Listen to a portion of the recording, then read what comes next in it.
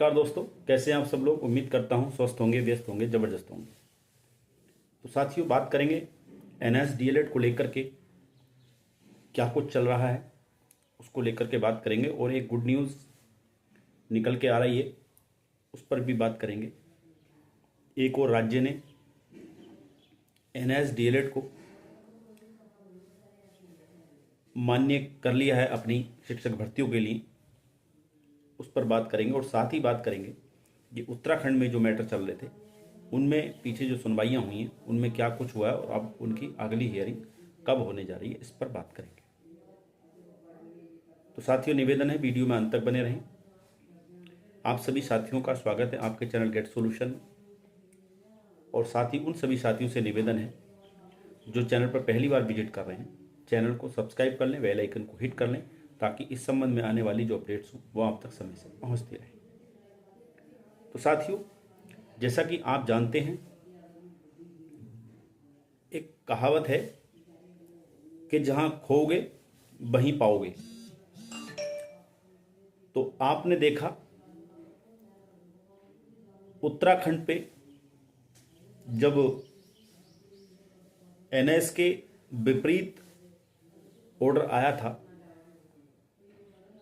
28 नवंबर 2023 को, तो पूरे देश से जो एनएस को लेकर लीडरशिप थी अलग अलग राज्यों में, उन लोगों ने ये आरोप लगाया था कि उत्तराखंड की वजह से ही पूरे देश से एनएस डिप्लोमा जो है इनवैलिड हो गया।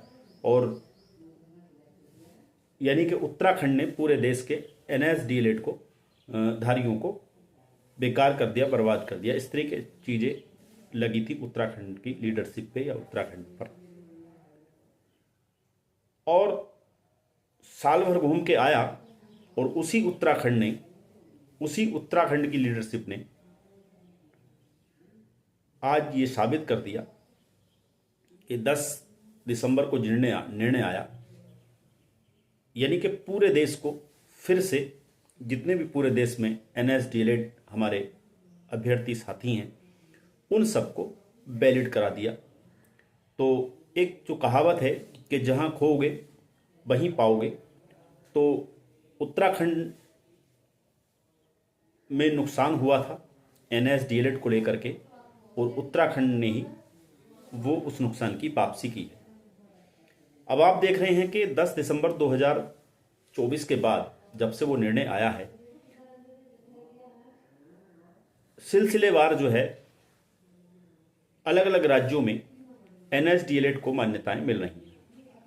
जैसे शुरू में पंजाब में मिल गई, उसके बाद बिहार में TRE 1 में दे दिया, TRE 2 TRE 3 की तैयारी वहाँ पे चली रही है, असम में हो गया है।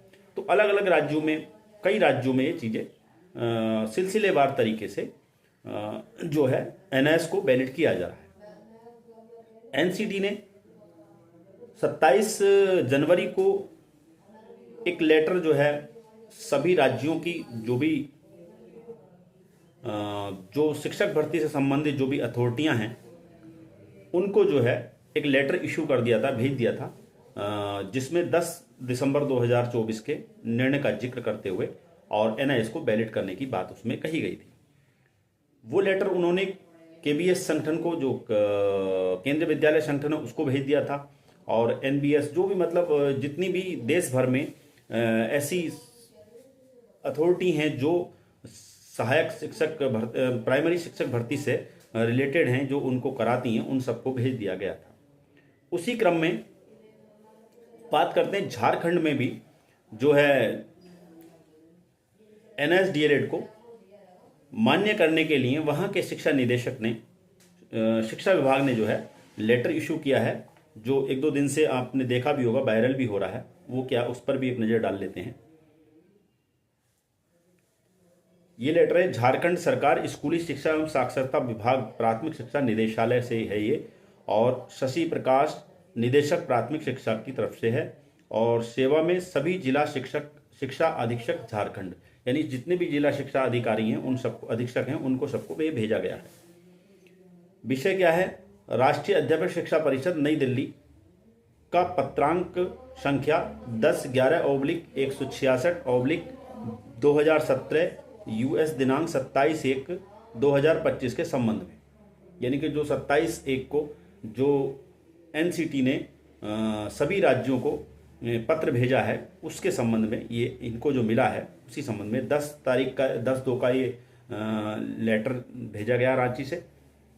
इसमें लिखा गया है, महाशय उपर्युक्त विषयक राष्ट्रीय अध्यापक शिक्षा परिषद नई दिल्ली का पत्र एवं अनुलग्न सिविल अपील संख्या 7873/2023 विश्वनाथ एवं अन्य बनाम उत्तराखंड राज्य एवं अन्य में पारित न्यायाधीश के विरुद्ध दायर याचिका डायरी संख्या 4961/2024 में माननीय सर्वोच्च न्यायालय द्वारा दिनांक 10/12/2024 को पारित न्यायादेश की छायाप्रति आवश्यक कार्रवाई हेतु संलग्न है। यानी कि वो जो है वो पूरा उसके साथ संलग्न किया गया। अतः अनुरोध है कि उक्त पत्र का अक्षरशः मतलब बिल्कुल अक्षर अनुपालन करना सुनिश्चित किया जाए। उक्त पर विभागीय सचिव का अनुमोदन प्राप्त है। अनुलग्न यथोक्त शशि प्रकाश सिंह, निदेशक प्राथमिक शिक्षा। तो आपने देखा झारखंड ने भी अब ये एनएस को पूरी तरह से अपने राज्य में प्राइमरी शिक्षक भर्ती के लिए पूरी तरह वैलिड कर दिया। अब बात घूम करके वहीं आती है कि उत्तराखंड सरकार या तो बहुत ज़्यादा दूसरी सरकारों से दूसरी सरकारें हैं देश भर की, उनसे ज़्यादा अपने आप को समझदार मानती है या इसकी नाक ज़्यादा लंबी है। ये बात समझ से परे जा रही है। अभी हाल ही में आपने देखा ये सुनवाई लगी हुई थी 17 तारीख में माननीय उत्तराखंड हाई कोर्ट में, जो विश्वनाथ सरवाला केस है जो विश्वनाथ जी ने डाला हुआ है, जिसमें ऑनगोइंग भर्ती के लिए जो केस पड़ा हुआ है, जिसका केस नंबर जो है 24/19/2024 में सुनवाई होनी थी, लेकिन टाइम ना बचने की वजह से, जैसा कि 12 तारीख में भी ऐसी हुआ था कि तब भी समय नहीं बच पाया था, इससे पिछली वाली जो डेट थी उसमें भी समय नहीं बच पाया था और ये केस टेकअप नहीं हो पाया था। और इस सुनवाई में भी यही हुआ कि ये केस टेकअप नहीं हो पाया। और अब जो इसकी सुनवाई है वो 3 सप्ताह बाद जो होनी है, मान के चलें कि ये मार्च में जाके इसकी डेट आएगी, मार्च में ये सुनवाई होगी। हालांकि अभी कोई डेट जनरेट नहीं है, लेकिन उम्मीद कर सकते हैं कि मार्च के फर्स्ट वीक में इसकी सुनवाई होने की संभावना बनती है। दूसरा केस, एक मैंने जानकारी आपको दी थी कि दूसरा केस था जो कंटेम्प्ट का केस था 13/2025, उसकी सुनवाई भी 17 में ही हुई और अब जो है उसकी सुनवाई जो है वो 28 फरवरी को होने वाली है। तो ये उत्तराखंड को लेकर के अपडेट थी।